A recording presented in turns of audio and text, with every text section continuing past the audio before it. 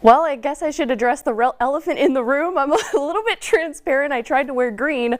We use a green screen, so this is news, guys. So I'm just going to bear with it. It's not too bad, but let's go ahead and look at satellite and radar. A couple of high pressure systems setting up over the state of Texas. This is really going to impact our temperatures heading into tomorrow. We'll take a look at that in a minute. But as for Max Live Radar, calm and clear conditions this evening. Now, this is where the temperatures come in, seeing really warm temperatures. Now, the average high is 71 for spring, but 85 tomorrow, and then 90 degrees on Tuesday. We're also going to be seeing those windy conditions as well, bringing in some patchy dust mainly after 1 p.m. and then we'll see a cold front come in, bringing temperatures down to about 63, and then we'll climb back up into the 80s by next weekend. Now, as for the winds, we're going to be seeing those gusty winds all week. So for tomorrow, 30-mile-per-hour winds. We'll see about 35-mile-per-hour winds on Tuesday with that patchy blowing dust. Cold front comes in and the winds will persist. We'll see that wind shift from the southwest to the northwest, but the winds will still be gusting to about 30 miles per hour, and then we'll calm down heading into Tuesday during the day,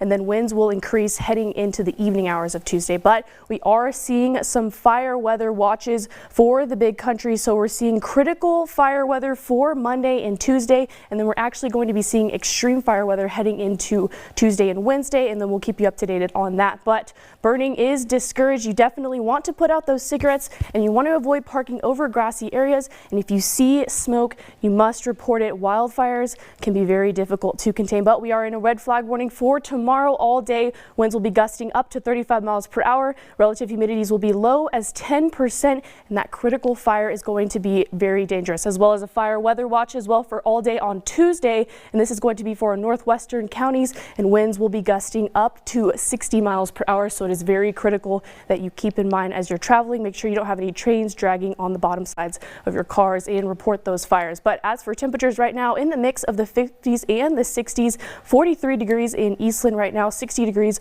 all the way down into Gulfway, and then 59 degrees up into Dayton. But let's take a look at the winds. A little bit calm tonight, and they're mainly coming out of the southeast over here into the northwestern counties, and then a little bit of variability in our eastern counties and calm winds out in Comanche. As for tonight, 47 degrees above average and calm winds, and then tomorrow we'll warm up to about 85 degrees, and then we are in that red flag warning, so please keep that in mind. Also for the heartland tonight, 38 degrees, chilly and a calm night, but northwest winds 5 to 10 miles per hour, and then tomorrow 85 for them as well, and those winds will be gusting up to 30 miles per hour. Let's take a look at this extended forecast. Let's see, tomorrow definitely want to wear green. Mets don't wear green.